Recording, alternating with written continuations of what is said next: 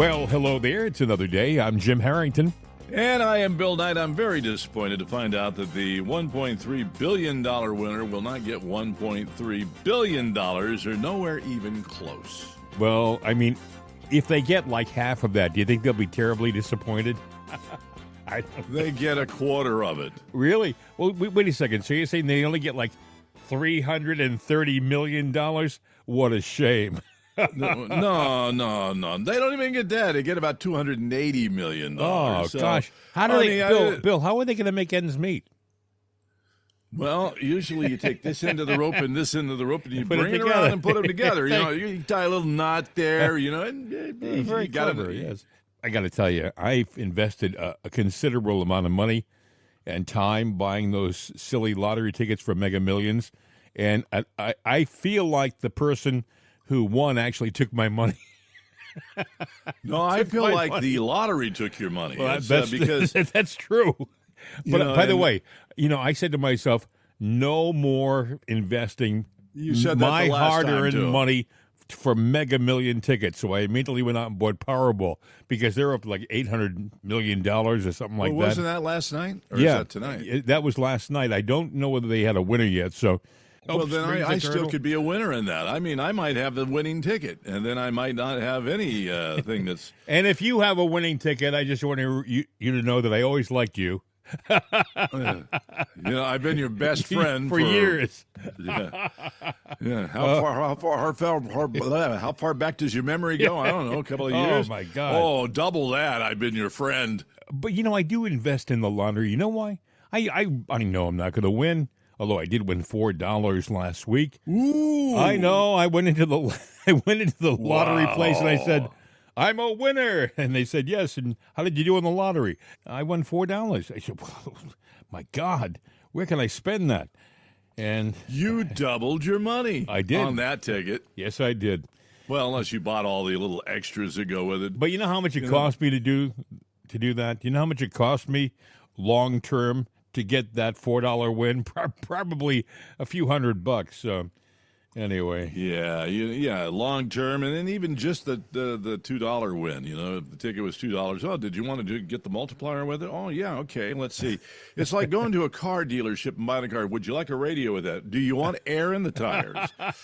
That's going to be extra. A battery to start the car. We have one of those. I promise. I seriously, I don't invest a lot of money in the lottery. Just enough. Like I think I buy like 3 tickets a week or maybe 6 tickets a week because I invest in both games. So, so I lose a few bucks, but I maintain the dream. I can lie in bed at nighttime, and I can think, oh yes, what will I do with my money? Who will I help? Yeah, the illusion of life. Well, here comes another nightism. Yeah. Life is a lottery. Yes, it is. Nobody wins the pull on that ticket. I'm just telling you right now. Basically, you're saying you can't take it with you anyway, right? So yeah, it's a crapshoot. So anyway, speaking of crapshoot, boy, I'll tell you, I've been following this bridge, strike in Baltimore, and we're not being told the whole truth. We really aren't. It's sad. Well, I was at the VDR, which is like the black box on a ship. It went off a couple of times, and then everything's garbled on it, and the cyber attack story that has been confirmed. The National Transportation Safety Board, they released data on Dali's black box yesterday, and it reveals no closed-circuit TV footage was found. Yeah. Sensors were cut off and then turned back on. The voice recorder was garbled because of background noise. Now, I'm just saying it could be nothing, but I got a bunch of Lara Logan audio that I want to play for our audience today because she isn't talking about opinion. This is not opinion. Yeah. This is investigation. She's one of the few reporters on the scene today who still believes in calling sources and digging deep to get a story. It's sad. Yesterday I called most of the people who work in the news business, they're not reporters, they're repeaters. Repeaters meaning they just repeat something that's been handed to them. They don't go and dig anymore. They're propagandists. Yeah, and Bill, the mainstream media has done a great deal to disparage Lara Logan. Lara Logan, if you'll remember, was a 60 Minutes host. She was an Emmy Award-winning reporter. She did many of her reports from battlefields in the Middle East. She's got a resume that will choke a horse, as they would say, and she is a good reporter, and she prides herself in that. But the mainstream media turned away from her because she wouldn't follow their storyline. She wouldn't read from their script. And if you don't read from their script, well, they're going to make you look like you've got a problem. And believe me, if you follow Lara Logan, and I'd love to meet the lady someday, but then she'd probably say, "What are you doing here?" No, she would, she's a busy person, and she's doing a great job, so maybe it's best that I just let her do her work. I'd love to have her as a guest on the show. That's what I'm talking about, because I would have a lot of questions, and we could probably talk forever. She worked at CBS down on 57th Street, and I worked at 52nd Street. Of course, I probably worked there before she worked there, but the thing is, she has dug deep into this story about the ship, and she did an update yesterday. It's written down here. It's a little lengthy, and I'll read some of it to you after we play some audio. She was on with Steve Bannon.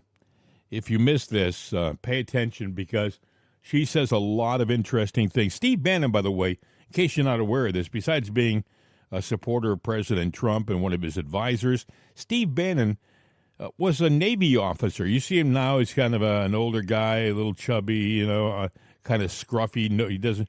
But he used to be a clean-shaven U.S. Navy officer. He knows maritime law, maritime things. He knows about ships. And he is not a believer that things are as they say they are with regard to this accident.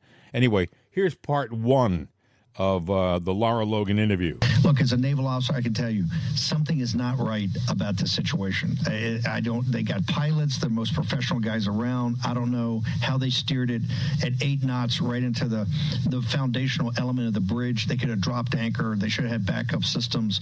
You say there may be something. Here's the other thing that concerns me. Why they run to the mic, had McCabe on this morning at sunrise on CNN saying it's not terrorism, it's not terrorism, it's not. It might not be terrorism, but why do you come to the mic right away? These are the type, we need facts, we need empirical evidence, we need an investigation. What is your investigation telling you?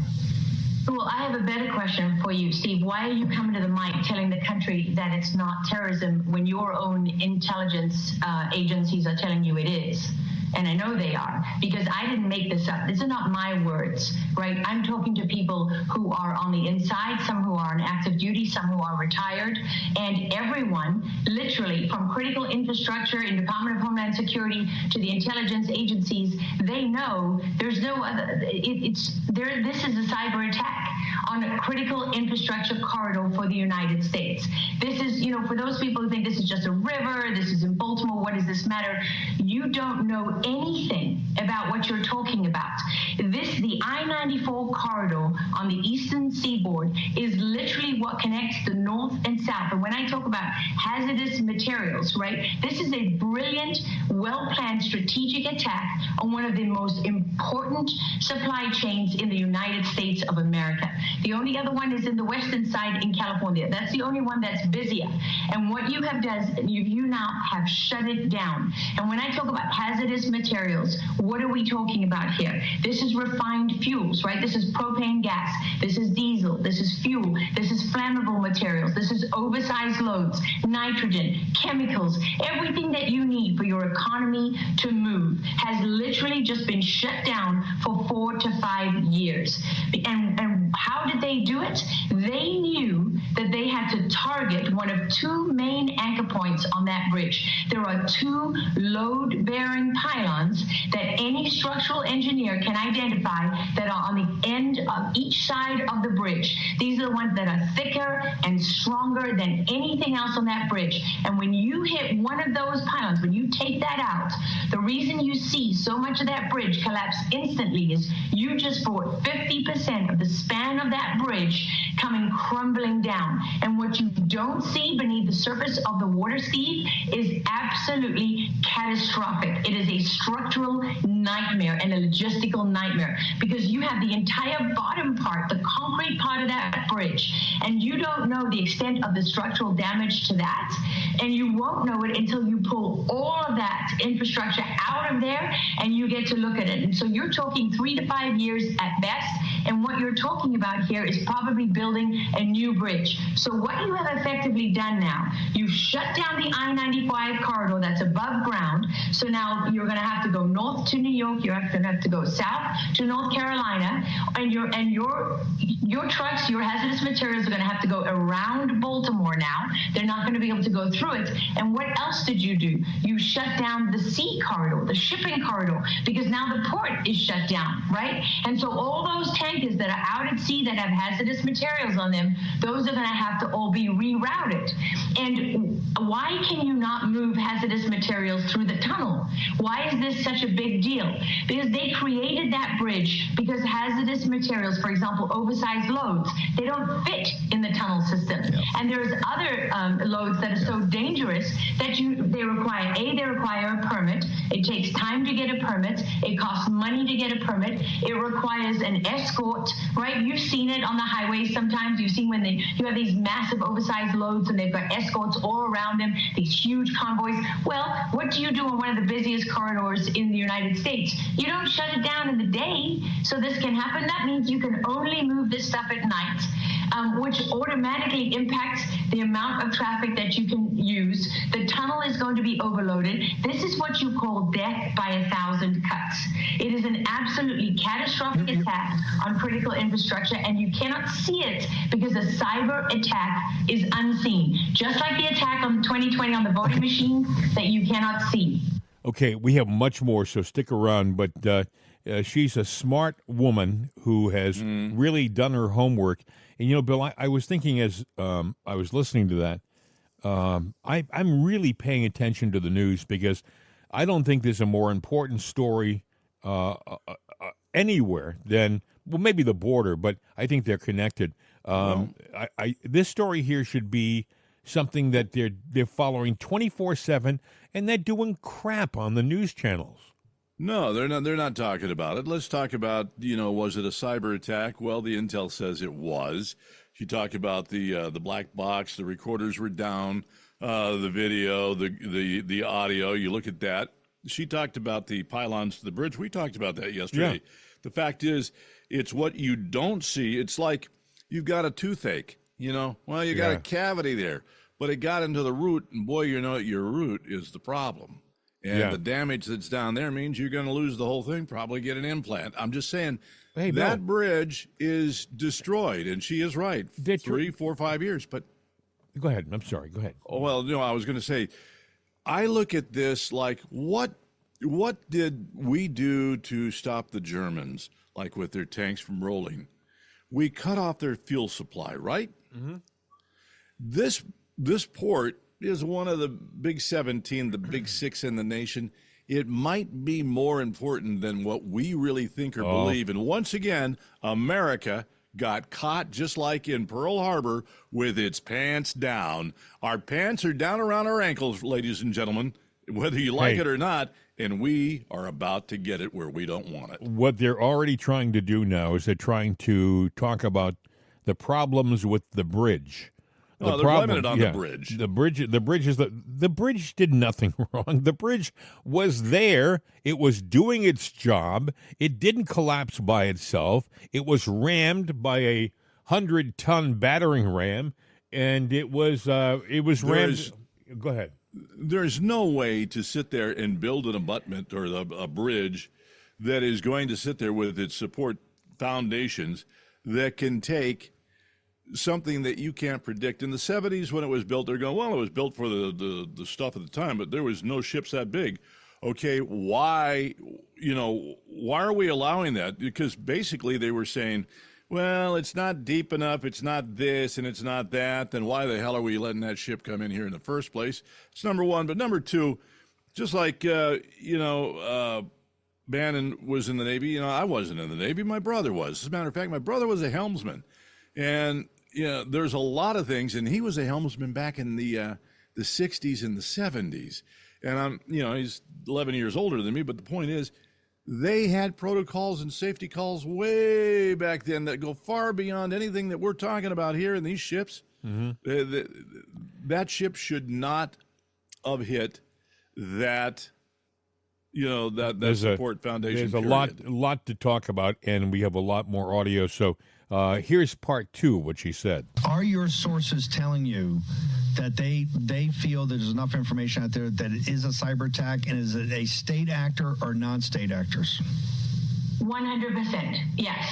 They are saying that this is a cyber attack. You didn't have a terrorist group board the ship and commandeer it and take it over. You had somebody hack into the systems on board the ship, the GPS system, and reroute that ship. They did it in the middle of the night because they didn't want the crew to be awake. They didn't want everybody to be on full high alert. They wanted everybody to be asleep and you trying to wake people up and rouse people, because when I spoke to one individual who has, let's just say, he worked in Baltimore for many, many years and was there when that bridge was opened. He knew when he looked at the security camera video of the harbor, the long version, the 7 minutes, he knew from the start of that video when he looked at that ship that it was not in the channel. You need to be in the channel to make that turn, to have any chance of making that turn. So now you're traveling. That is a river that flows pretty quickly, Steve, even under normal circumstances, right? And at a certain point, you're committed. That ship is heavy, the load is heavy, the water flowing at a certain speed, you've got very little room to maneuver. So at a certain point, there was absolutely nothing that they could do to stop that ship from the course that it was on, because they were not in control of it. And they had all of these other factors coming into play. So when terrorism and counterterrorism experts look at this, when people who know critical infrastructure, there's a number of different people that I've spoken to, cyber people, when they look at it, they know exactly what they're looking at. And so it's extraordinary that anybody could come out now when they haven't had time to do an investigation, I know for a fact that they're getting people inside their agencies that are telling them what they're telling me, and they're making public statements that completely contradict what anybody who knows this terrain, who knows it, and I don't just mean the physical terrain, I mean the cyber terrain and the terrorism terrain and the critical infrastructure terrain and all of that. I mean, I've talked to people whose job after 9/11 was to identify, if you were Al-Qaeda and you wanted to capitalize on that attack, how would you do it? They were the people that came up with the term death by 1,000 cuts. And what you're looking at now is exactly what they feared terrorist groups would do to really exploit the advantage that they had after 9/11, because you are bringing the United States to its knees step by step from within. Death by 1,000 cuts. That's Lara Logan. We have one more piece in a second or so, but she said it was absolutely 100% a cyber attack.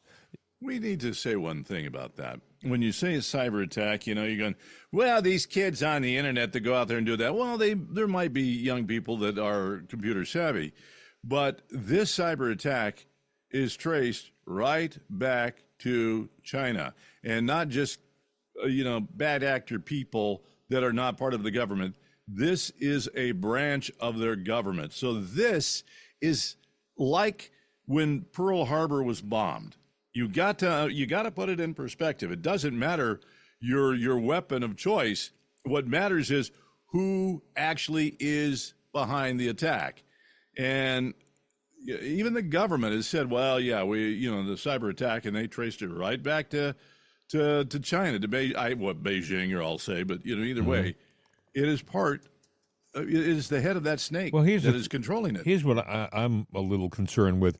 Well, first of all, in World War II, a lot of very smart people believe that they actually had a heads up about there being a possibility of an attack at a place like Pearl Harbor. They weren't really sure it was going to be at Pearl Harbor specifically, but they had information that they were privy to. I mean, I'm talking about our government, that the Japanese were going to attack somewhere in the Pacific, and they did, of course.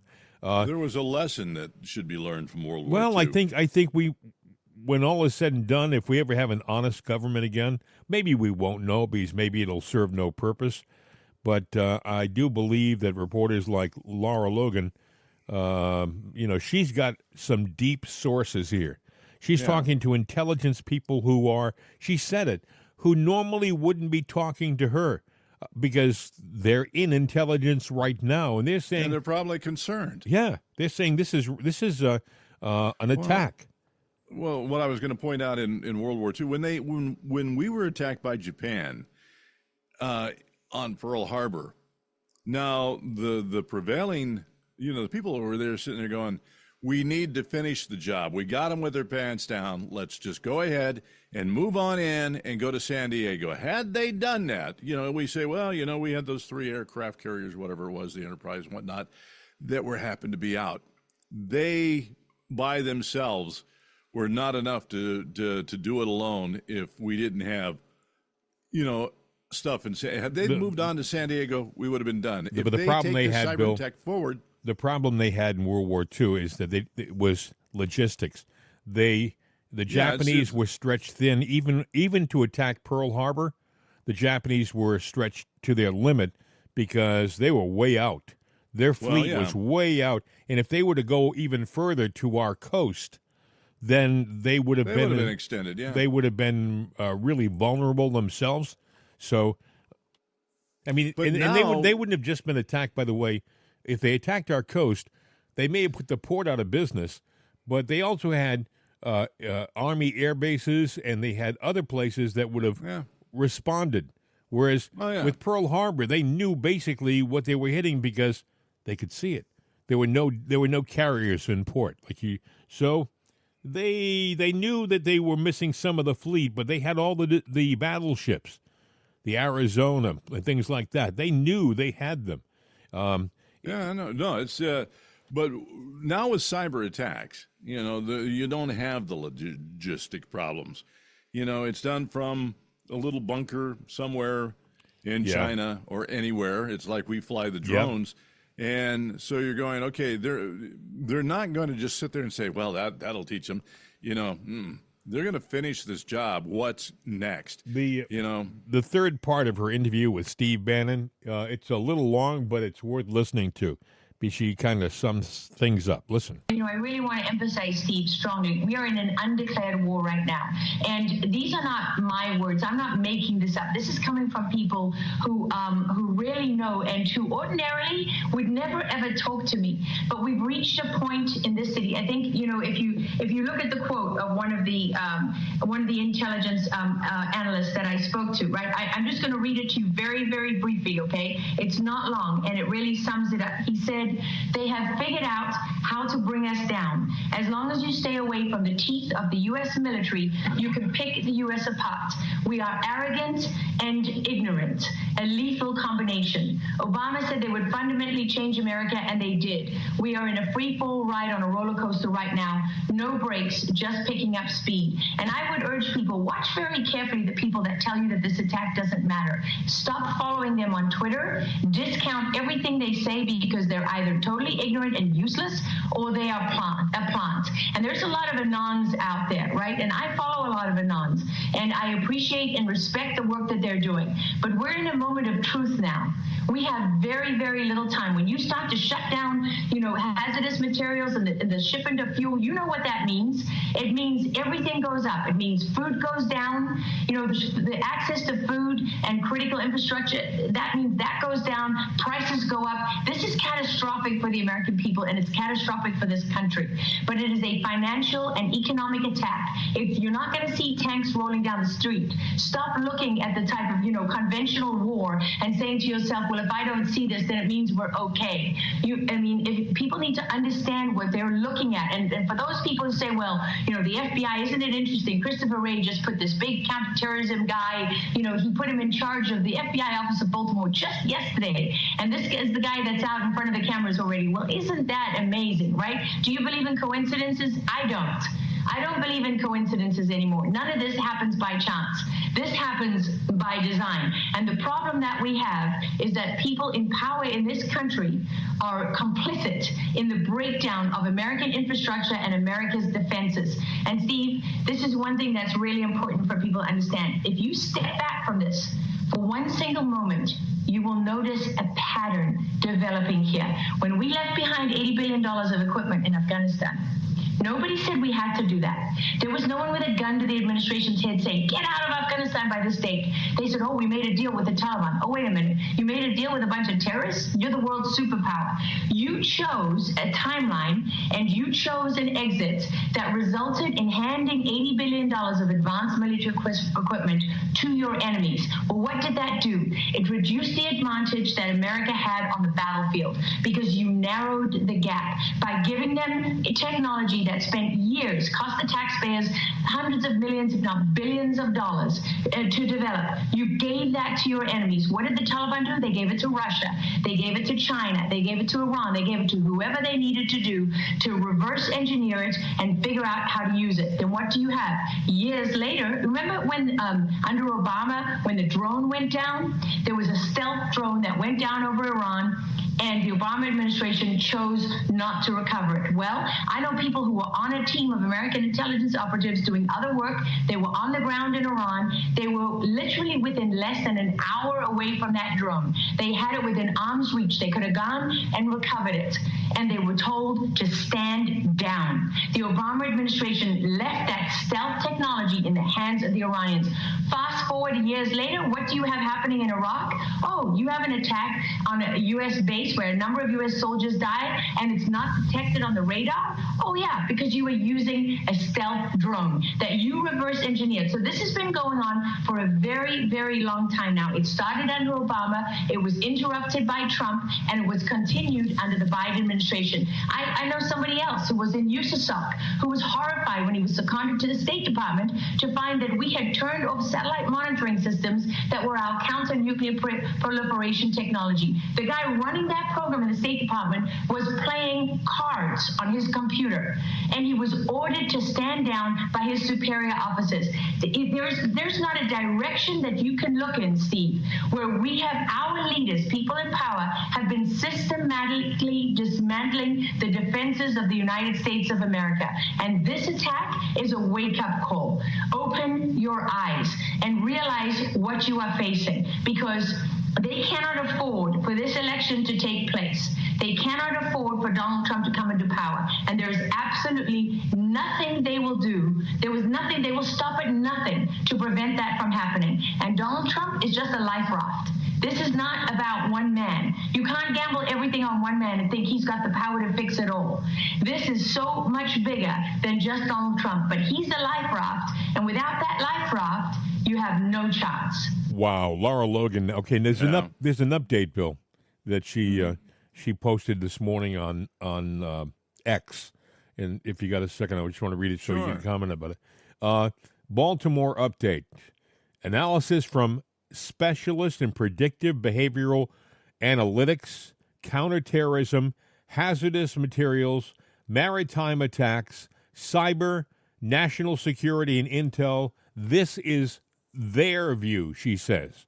Based on their training and experience, they believe this was two types of operation. Number one, penetration testing, where they are probing/testing to identify vulnerabilities in our responses and defenses. And number two, a shaping operation to set the conditions and prepare the battlefield for a potential future event. The concern is that other critical infrastructure disruptions/hits recently that appeared to be independent, isolated events may, and she has may in capital letters, not be. For example, the Ohio chemical disaster, train derailments, fires at food processing plants, etc., when taken in isolation, do not appear to be that significant, but when taken together, could indicate shaping or stacking operations that are paving the way for a bigger event where they do any number of these types of operations together that could potentially paralyze the U.S. So the critical question our government should be answering right now is this: when will they trigger a multiple episode that causes the paralysis effect?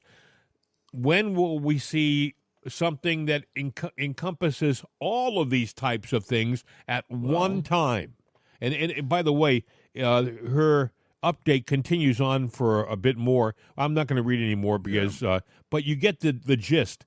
Well, go ahead. Yeah, we're talking the sum of all evil, but I got the bad news on this because we're talking cyber attack. So the quick answer to that is, well, okay, you know what? Maybe we got to shut down the internet. Now we invented the internet. Let's just be honest about it. We invented the internet. We invented our ultimate doomsday machine. What is the internet? It's millions upon millions of computers. Your computer, Jim, is part of the internet. Yeah, you can shut it down. It's just one in a string of tens of millions. Mine I could shut down, but that's not going to do it. In order to shut down the internet, you would have to simultaneously cut the power to every country here's in the the problem. world. You'd have to cut the power on the planet. Here's the problem, Bill. I'm sure that there are computers somewhere that won't allow you to do that. The computers won't allow you to do that. Yeah. They won't allow you to shut systems down. And there's so many satellite links and different kinds of links out there that are, they've drawn the number to our dance card, and this is not going to be a fun dance. This is a dirty dance. And you heard what she said. She said that each of these things, the bridge collapse, East Palestine, the train derailment with the chemicals, all of those things individually, no big deal. But when you put them all together, and you and I have talked about this many, many, many times, before other people have talked about this, we have been on this, where we talked about the food processing plants. We talked about the petroleum fire in Texas, the pipeline that caught fire. It was billowing smoke all throughout the panhandle area of Texas, and nobody in the damn media is following it. And the border, Bill, who in their right mind would allow the border to collapse like it's collapsing and let it continue? Well, it's all coming from one administration. I mean, she pointed out Obama, so let's talk about Obama, and let's talk about fire starters. Usually a fire starter always returns to the scene of the crime. They want to watch it burn. They want to see stuff. Is Obama an agent? And did he foretell this coming up when he did his little movie with his wife that was out a while ago? Where the ships ran aground and the planes started dropping out of the sky and everything started going wrong and we're all sitting there watching the world blow up. Bill, did he not sit there and create this mess and give away technology and everything? And he is a foreign agent, and he was sitting there. He started the fire, and so he sat there and made that movie to sit there and watch us burn. I am glad that you mentioned that because I desperately wanted to mention that. My wife actually reminded me of this, but that movie that Obama she and I produced. Think alike then. Yes, that movie that Obama produced, it had a tanker in it. It had a ship in it, and the ship was one of the problems. That was one of the issues in the movie. It lost control. The ship ran aground.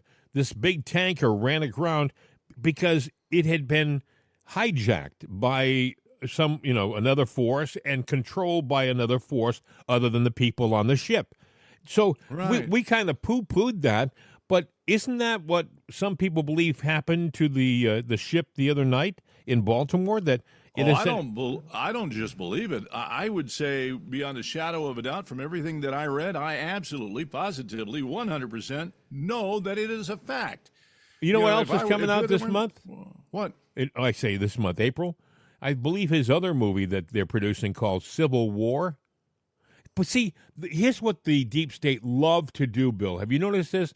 They love to telegraph what they're doing. They love to kind of in your face let you know that something's. I mean, Obama in 2008 said we're on the verge of fundamentally changing the country as we know it. Who is changing the country? He said Mr. it. Obama. Yes. Explain who you're working for. He didn't Because if have we're- to, Bill, because the sycophants out there who were in the crowd, dutifully, like trained seals, they applauded and cheered him, and they liked him because he was young and he was a handsome guy, and he's going to do this and he's going to do that.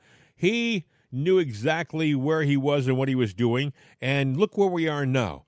We are on the verge. People don't want to believe this. I'm sorry. You have to pay attention. Please pay attention. We're on the verge of some very bad things. What's the timeline? Yes. What's the timeline? You tell me what the timeline is. Well, they say that China is preparing for war.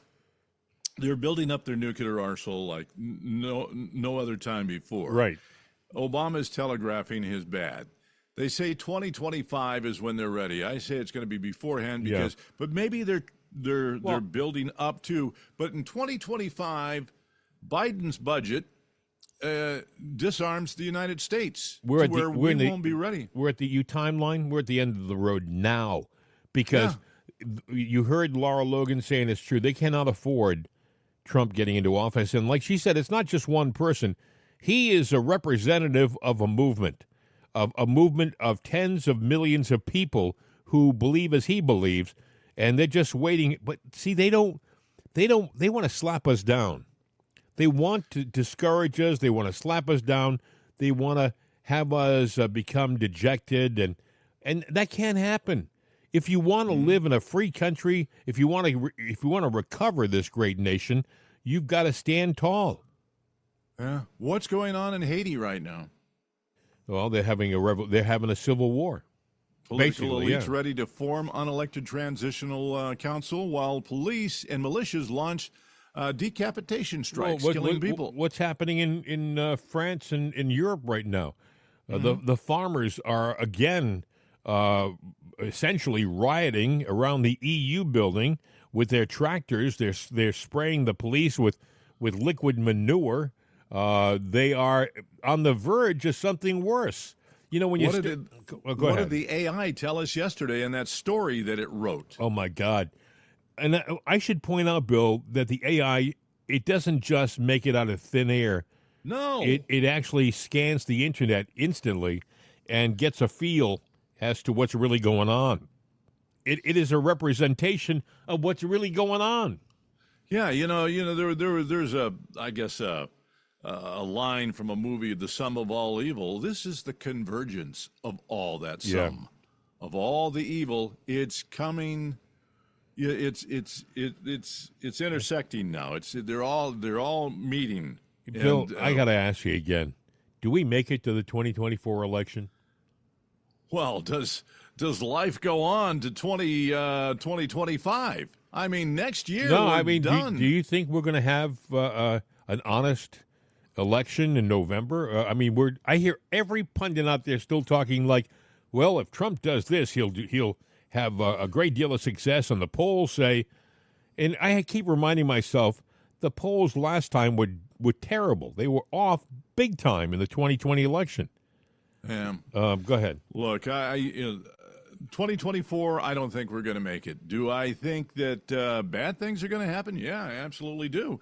I think that this is the first of many more little coincidences to where it's going to become obvious. And I think one or two more events like that, or close to, the American population, even the Democrats, can't be that dumb. If they are, then we deserve everything that we get. If we are that damn stupid, then you know what?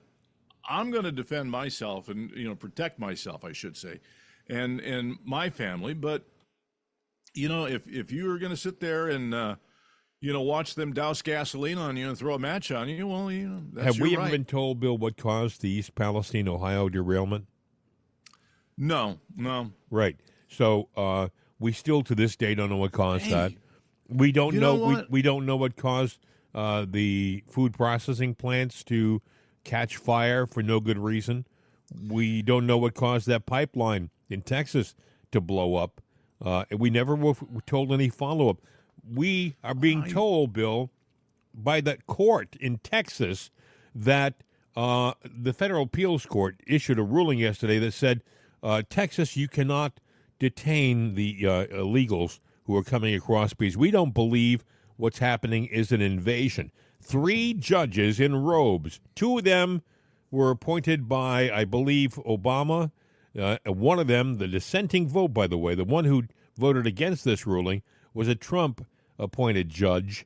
But the two that carried the day yesterday said it's not an invasion. Are they looking at the same video that you and I see every day? Because It's not an invasion if it was an invitation. Well, that's a very interesting point because Biden did say, come on down. He said, come on over. No big deal. And I want to connect the dot on something here or connect the lines between the dots. A story that you loved for a long time, and we kind of forgot about it, was all that fertilizer, explosive fertilizer, 60 tons of it, was it? Oh, No. yeah, the ammonium nitrate, I believe The it was. ammonium, it was more than that, actually. But, that was – and whereabouts did they discover that it was missing? From a train. And where was the train when they discovered it? Help me with this. It's been so long, Bill. It went through Texas, and it was down in the Arizona, Nevada area when they discovered it. Yeah. So that's when it was missing, down there close to the border where the illegals are coming across. Yes. And we know that there are military-age men. Yeah. I'm just saying, it's a weird coincidence. But they've still, to this day, not told us if they recovered any of that ammonium nitrate. It was all off the train. And if you remember correctly, Bill, it wasn't just ammonium nitrate. It was weapons-grade ammonium nitrate. There's a difference, I guess, between agricultural fertilizer and weapons-grade ammonium nitrate. And that's what it was.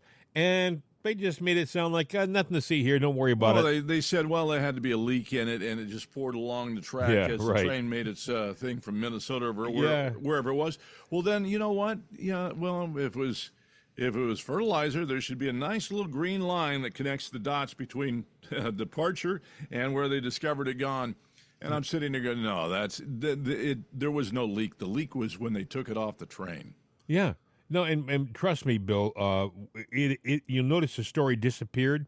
It literally disappeared, as did the story about all of the food processing plants that we've talked about that have just faded off the news pages and disappeared. They want this bridge story to be old news within days. Well, trust me. The other lid that's coming off the barrel is that of stealing the election. Oh, Bill, you're not going there again. Well, the woman charged with voter fraud in Wisconsin was also involved in the 2020 election night absentee ballot flash drive scandal.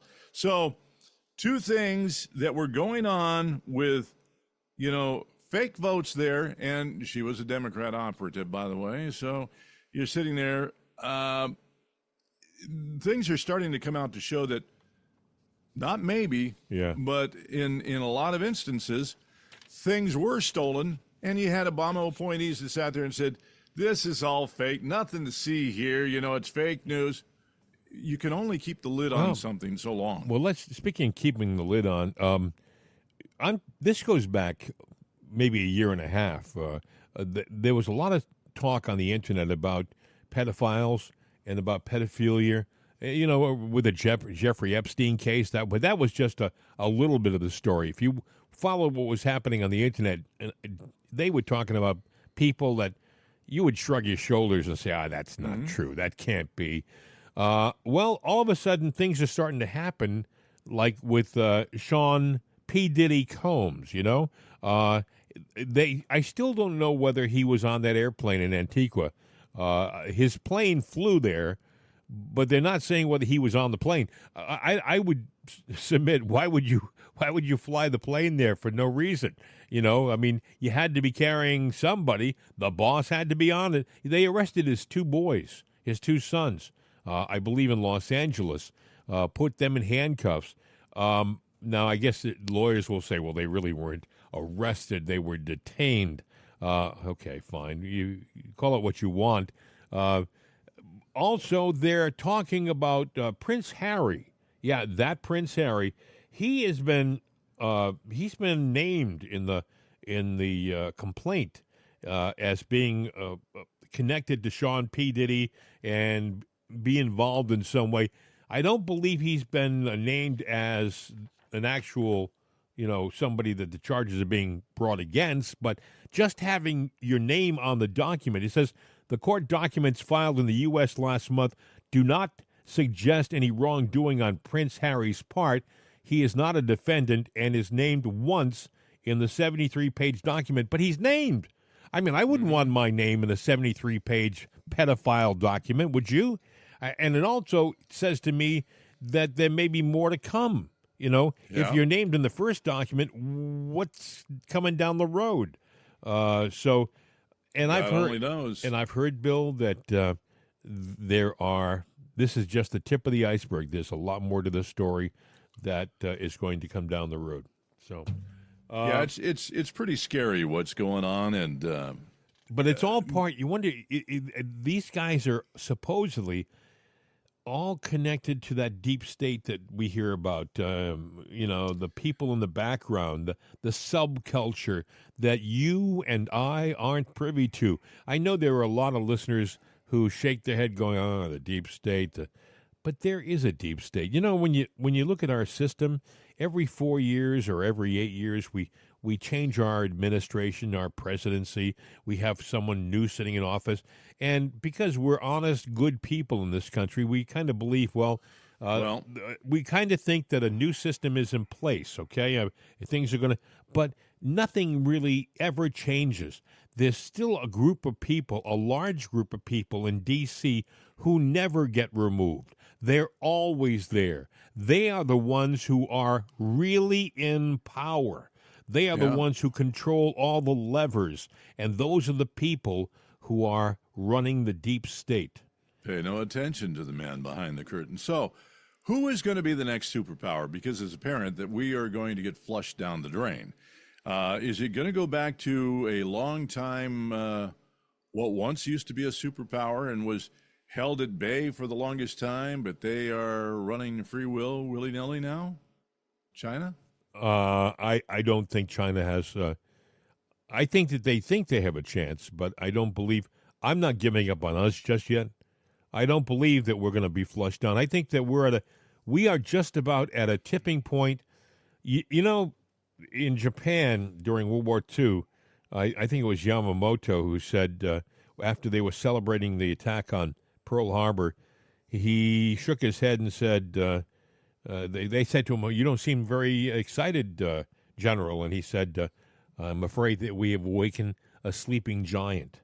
And I do believe that is the case here.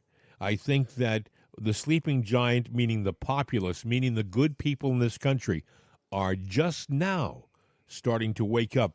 You and I, Bill, follow. Are we diluting the blood of the population of the sleeping giant? But you and I follow the news every day. It's in our life's blood. We pay attention. But so many people in this country do not pay attention. So many people are just trying to make a living. They're plumbers, they're electricians, road workers, construction, doctors, lawyers who get up in the morning, go do their work, and are concerned with their patients or their jobs or their performance. And they come home at night and they're tired and they don't want to look at politics. All they want to do is watch a movie or something, some mind-numbing program on television and go to bed because they got to do it again the next day. But right now, because of what's happening in our country, because of the economic situation, the fuel situation, because of these crises like the bridge collapse in Baltimore, people are starting to wake up and they realize, wait a second, the people who are in charge of protecting us, You and me, the people who are in charge of protecting our families, they're not protecting us. They're supposed to be guarding our borders, yet they're waving them in. And then they're turning to the cameras and saying, aren't I doing a great job? Shouldn't you vote for me again? You know, it doesn't make sense to a lot of people right now. But the news media, they are complicit too. They're trying to sell you on that non-performing creep who is doing all this dastardly stuff. They're trying to say he really is. Don't look at his image. Don't look at him shuffle or mumble. He's really doing a terrific job, isn't he? You don't want that other guy, because that other guy makes a lot of sense. That other guy is going to do things like maybe straighten the news out and get our country back on the straight and narrow, put us back on course. You don't want that because, well, look at what happened at NBC, Bill. We talked about this yesterday. Can you imagine having worked at a broadcast facility where the staff turned around and said, "You hired who?" And on the air, can you imagine if we went on the radio and said, "You hired that morning guy to do and criticized the program manager and general manager for doing that? They would have had you and me and whoever did the criticism out the door. Well, I worked in broadcast. Anything can happen, as you did too. So I've actually worked in that scenario a couple of times, and one time about me, one time about a lot of people. So it is a crazy business. Yeah, but generally speaking, if somebody came in and started doing things or saying things right out of the get-go, especially when I was in charge, I'd sit there and there would be a powwow in my office, and that powwow never ended pleasantly for the perpetrator. Let's put it that way. Yeah. Well, I mean, you could never turn around in any of the stations I worked in. If management made a decision, maybe adjust the format or hire a new controversial staff member, you had to go along with it because you were part of the team, and they were the boss. They were the boss. And NBC proved, by the way, the other day that the real bosses at NBC, they're not the general manager or the president of the network, or those people are really kind of insignificant. Yeah, they worked the deal with Rona Romney McDaniel. They said to Rona, "We're going to give you $600,000 to be a contributor." She said, "Fine, I'll be there." She showed up for work. She did one show, Meet the Press, and the children that work at that network started had a hissy fit. Joe Scarborough and Mika Brzezinski, Kirsten Welker, who else? Chuck Todd. All these people were having a fit on camera, complaining about their bosses and the boss's decision. Man, you couldn't do that in the old days. And I worked in broadcasting in the old days. I would have fired the entire staff. Absolutely. I don't think I would have even said anything. I would have just sat there when they got off the air. There would have been a memo in their box, and there would have been a guard right there sitting there saying, "Get your stuff and get the hell out of the door." And, Bill, they wouldn't have had to pay their contracts off because they would have had a case for these people disparaging, they're doing harm to the network. I'm sure there's a clause. Yeah. There's a clause in their contract somewhere that says that you can't disparage the network, the company that's paying your bills. And, when you have Chuck Todd calling out his bosses on Meet the Press, holy smokes, I'm looking at this thing going, we're living in dystopian times. This is crazy stuff. This is nuts. Now, this is not the broadcasting that I worked in because, like you said, they would have been packing their bags. They wouldn't have had time to take off their microphones. They would have been out the door. And like you said, you would have had security escort them. I like that too, Bill. Oh, yeah. You would have had security right there for them. And, it's like, hey, nothing personal, but it's personal. Get out of here. And that's just the way it is because they made it personal, and they did. And actually, but what they did, they hurt the network because the network succumbed to them. They hurt themselves because people have seen it, and people are talking about that. And they realized what little well, I'm not going to say that word, so they're just little babies they are. Yes. Hey, RFK picked his vice presidential candidate yesterday. I never heard of her. Her name was Nicole Shanahan, and I did some research. Nicole Shanahan, I guess, is the ex-wife of one of the founders of Google, and apparently she is worth trainloads of money. She's worth a lot of money, and a lot of people are saying that the choice was made because she can fund the campaign, but a lot of people are also saying because she is so far to the left that he has essentially blown his candidacy out of the water if he had any chance. Also, Bill, a lot of people are saying that the attraction she is to the left, and that's going to hurt Biden, not Trump. No one is going to vote for RFK now on the right because this Shanahan is so much of a leftist. So well, okay. Who would be saddled up to the left party, the extreme leftist? Well, the progressives, the communists, the socialists. Who would be saddled up? You tell me. Yeah, I always feel like I'm just I always asking, feel you like know? you ask me questions like this, and I feel like I'm in class again, and I haven't studied. No, Go ahead. I'm not trying. No, I'm not doing that. I'm just just kind of pontificating. I Okay, guess. well- I'm just wondering if maybe you got the deep staters out there going, we don't want mainstream Democrats. We want these lefties here, or something like that.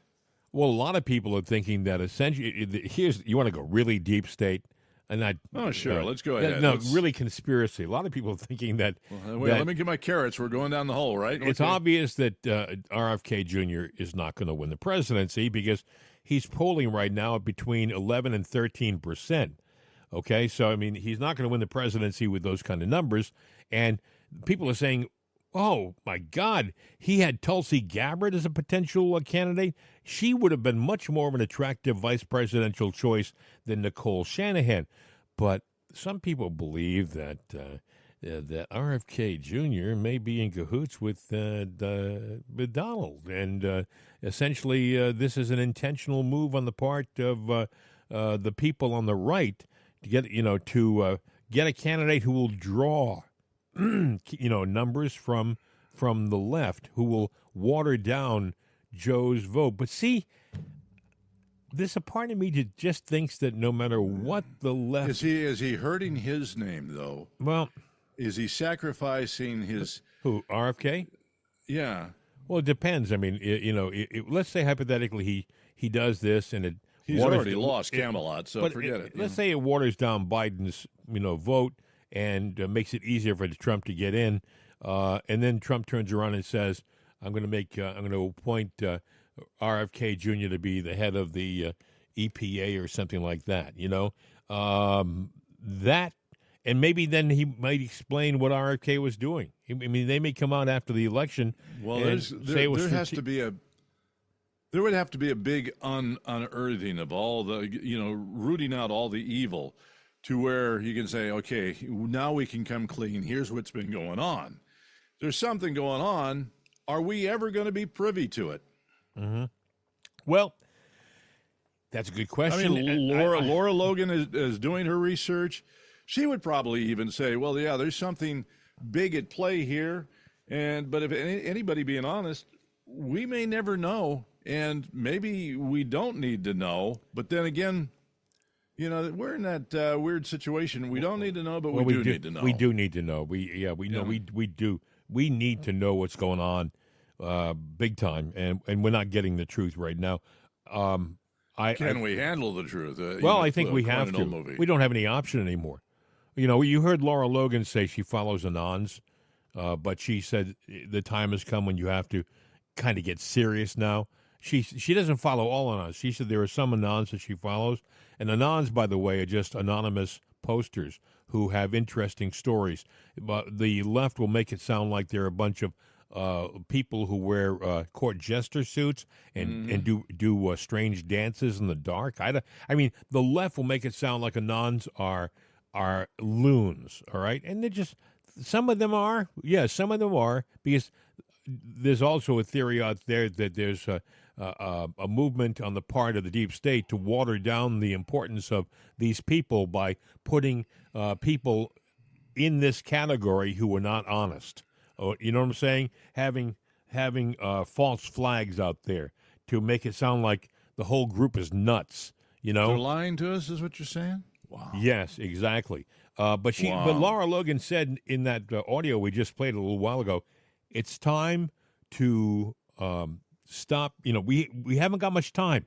We're running out of time, is what she said. We have to get very serious now.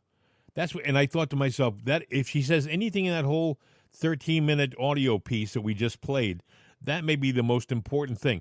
We're at a point right now where we haven't got a lot of time left to consider. We've got to make up our mind. Are we on this side or that side? And if we're on the side of patriots, are we going to act like patriot? I think it's. I don't mean, by the way, that we go out and cause civil disobedience. I do not mean that. But there are. Don't worry, though. The news will say that we're doing it because somebody somewhere will do something, and carry an American flag or do something along that line. Hell, I saw a thing on. You know how sometimes, not like TikTok, but just these random videos out there. And there was a guy sitting there, and I don't know if it was an illegal or what. They're going, "This is what we think of you." And he had his dirty boots on, and he had an American flag, and he was trampling on it. Oh, yeah. And he was going, "Yeah, take that." America is under attack, and Bill, I saw a video where we're approaching Easter. So you know what they've appointed? They made Easter Sunday Transgender Day. Seriously, this Easter, they're trying to take away from the importance of the holiest day in Christianity, and they're calling it Transgender Day. I mean, this is the world that we're living in. I saw a video where some guy went up to. There was a guy from who was not. He wasn't preaching, but he was talking about the Word of God, and some angry leftist came up and said, "I don't believe in your God. I don't believe in your Son of God." I mean, it was almost like the guy was being confronted by the devil. Okay, it was almost like this guy who was talking about Christianity, who was a believer, was almost being confronted by the devil. And I thought, maybe he was. Maybe what we're seeing right now, we don't want to believe it because it seems so far out. It seems so preposterous. But maybe all of what we're seeing right now is, if you could see behind the veil, that curtain you talk about, it is a battle between good and evil. Behind that curtain, we are seeing God and the devil going at it. And I don't know about you. I stand with God myself. I mean, not that I can do much of anything at my age, but except maybe talk. And we're doing that. I think in reality, when because you think about different things, you think about life, especially if you've been on death's door, but maybe the reality is, we're all at battle. There's the good and the evil. It's a long. Well, I mean, I think it's not coming down the road. Everybody has a God. They say what they're saying is they don't believe in your God. That there is some form of God to everybody, whether they want to admit it or not. You mean atheists have a God? They may not realize it, but yeah, they do. Their God is atheism. They are by being followers of no God. That is their God. That is their theology. That is their theology, but they worship something. They worship nothingness. But then where do they get? It's a long way to go on that one. But I got to tell you, by the time a couple of shows. But hey, it's our show. We got nothing but time for shows. I can tell you that. Yeah, but they say if it walks like a duck and it quacks like a duck, odds are it's a duck. And there's no. One of the other thing else is you never find an atheist in a foxhole. Also, at the end of life, many times there are conversions on the deathbed. When all of a sudden people find God as they're slipping away. There are people out there. It's funny in everyday life. You got people that sit there and they denounce God, and they'll, the question. You could question Biden his faith, and I do, but that's me, and I don't know that anybody should question anybody's faith. So that makes me wrong to do that. But I think you're not wrong, Bill. I question his faith too, big time. All right, but then he's up there talking about we had first responders here on the scene. Thank God. What? But then again, you're challenging religion on another breath. you know. Yeah, or then they'll tell you he's a practicing Catholic, and then he does everything. Yeah. And Everything he does is against the Catholic, the tenets of the faith. How much do you want to bet if Soros has a painful death and just before he goes, he doesn't cry out in loudly or muddled, "Oh God"? It happens all the time. They have what they call them deathbed conversions. Well, are they conversions to who we call God, or I don't know what there could be. You have to a dark God? Well, hey, I think at that point you got good and evil, so you've defined two gods. Yeah, but I think that when they're on their deathbed and they go, "Oh my God," they're not saying, "Oh my Satan," they're not saying, "Oh my devil," they're saying, "Oh my God." I think that they realize. Have you ever talked with anybody? Well, Bill, I'm talking to the wrong guy. What am I saying? But I had a friend of mine, a good friend of mine, who when he was sick and he ended up passing away. And I'm not going to talk about specifics, but his good wife said to me that when he was dying, he noticed in the room. He said, "Who are all these people?" Family members. Who are all these? Well, he didn't say that, but he said, "Who are all these people?" There was nobody in the room but his wife and himself.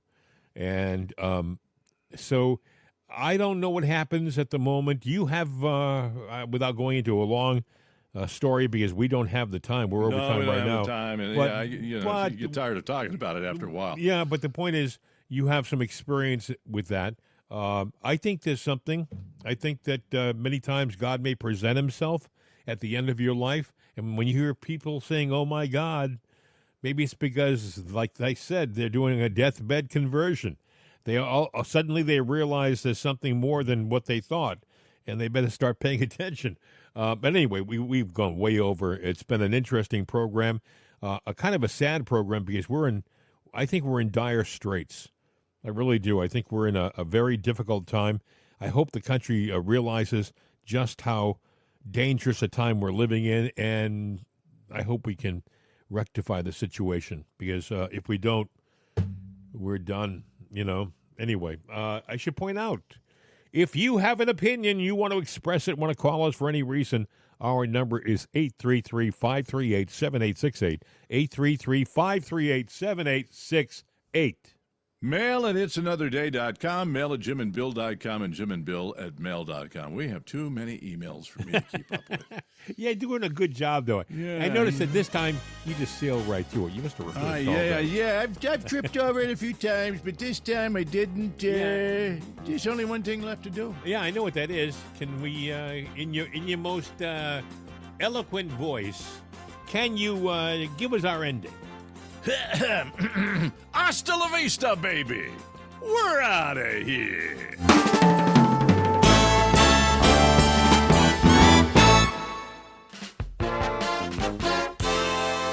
This is CRN America.